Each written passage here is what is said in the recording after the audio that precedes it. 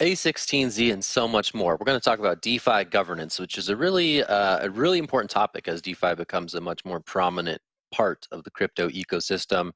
DeFi, right? It's governed by token holders who can dictate the future of various protocols.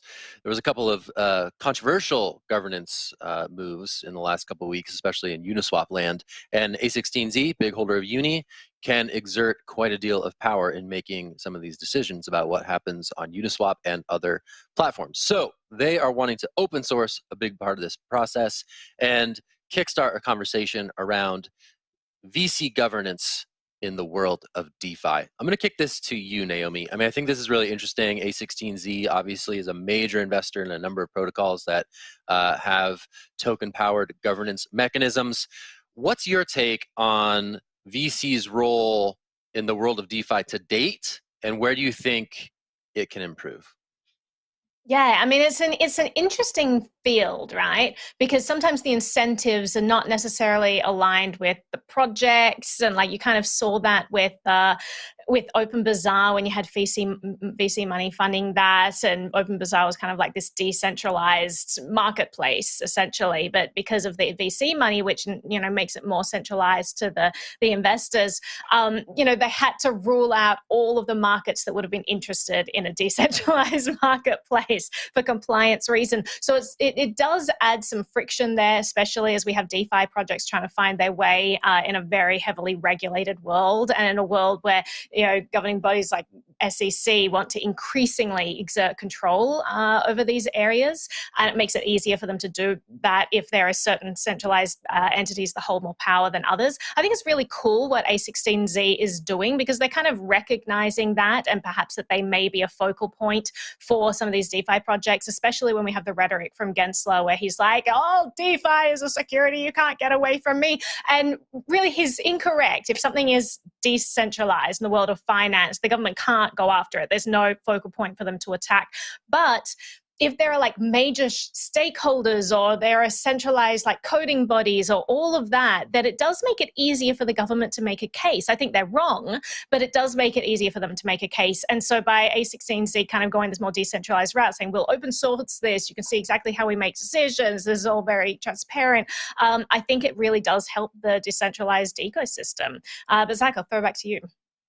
Yeah, I mean, I think governance is a big turn-off word to a lot of people, but I think this is a really, really, really important discussion that needs to happen a lot more. And I think, like, you read pieces like this, you read pieces that we've published in the past on various Uniswap governance proposals, and you kind of get the feel that you're seeing sort of this, these like, sort of like the crypto, like founding fathers, like we're hearkening back to this era of how do we figure out governance in a way that is truly democratized and decentralized, and not just controlled exclusively by big holders voting their own self-interest. I thought one of the things that our colleague Andrew Thurman highlighted in the piece that was really great was a tweet from Robert Leshner that harkened back to one of the actual U.S. founding fathers with this great quote, quote, "A democracy will continue to exist up until the time that voters discover that they can vote themselves generous gifts from the public treasury."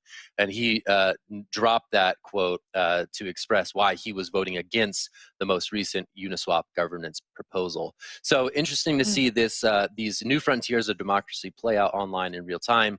And I hope that the A16 conversation pushes that in the right direction. I'll toss this down to Ben. I saw your hand up. Really curious for your take on DeFi governance writ large. Yeah.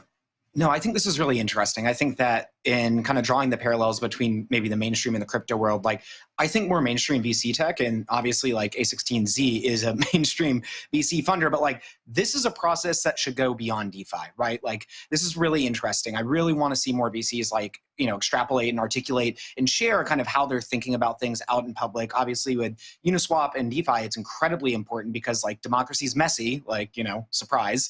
It's not always clean, but I do think that, being large bag holders in this and being able to vote with those bags like does afford a level of centralization, Naomi, to what you were talking about in terms of decision-making processes. But this is something, and we talk a little bit about how crypto sort of spurred a lot of innovation in the more mainstream financial space, from zero knowledge proofs and larger integrations around privacy and a number of other things in the adoption. But like, this is something I would like to see more so of in mainstream tech, is just VCs making more transparent decisions, having people weigh in, taking a step back, and not wielding, you know, the stock shares or the clout or the bag holding in quite so coercive way. But Jen, I'll toss it to you. Your hand was up as well.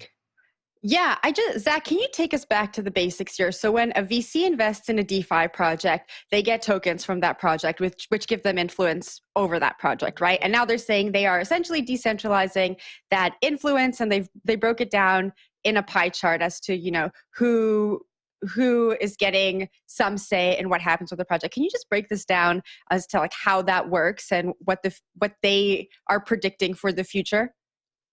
Yeah, so that's right. So when VCs invest in these projects, be it A16z, be it Paradigm, be it Multicoin Capital, they're rewarded with a bunch of tokens. That is their skin in the game. And that's how they exert influence over the project going forward, as any other holder in the ecosystem would. So the idea here is, hey, we need to shine a little bit of light on this process. We delegate some of these tokens to different parties, be they university blockchain clubs or giant telecom firms who participate in some of the governance decisions around these proof of stake networks, and also some of these DeFi protocols. So they're saying, hey, Sunshine is the best disinfectant, and that whole Uniswap thing that happened the other week, that was kind of a messy clown show. What we need to do? We need to put a little bit more transparency into what we're doing here, because I think, broadly speaking, DeFi governance to date has left a lot to be wanting, right? The ability for small holders to really cast their votes in a meaningful way hasn't really been proven out just yet. And these big time holders of these governance tokens, more often than not, are the ones who are deciding what happens next on these protocols. So the fact that they're trying to kickstart this conversation and, again, diversify the number of people who are able to exert sway, I think is important. But again, time will tell if it actually works. I'll cast it to you, Naomi, for the last thought, and then we'll move on. Yeah, I just want to bring up a hugely important counterexample to what A16z is kind of talking about that happened in the crypto space. So when you do have VCs or central players holding too many tokens, like, you do see pushback from the community. And that's the wonderful nature of these decentralized systems, these open systems, and people can fork projects. Like when Steam was a flourishing platform, their founders had a huge amount of tokens, but there was kind of this agreement with them and the community that they wouldn't use those tokens for staking.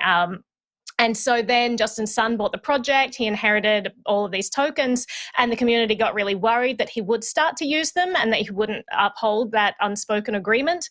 And so they froze his account, then they forked the project, and now Steam is largely dead, and Hive is this flourishing decentralized network. So, I mean, even when you have these VCs who are investing a bunch of money in these things and maybe getting a lot of power at the end of it through the form of tokens, the community has a huge amount of power. And what we see is the community banding together when it's in their interest to sort of fight back if they feel that those in control are sort of abusing their authority. So it's a wonderful balance of incentives that we've discovered in this decentralized crypto world, which is kind of cool.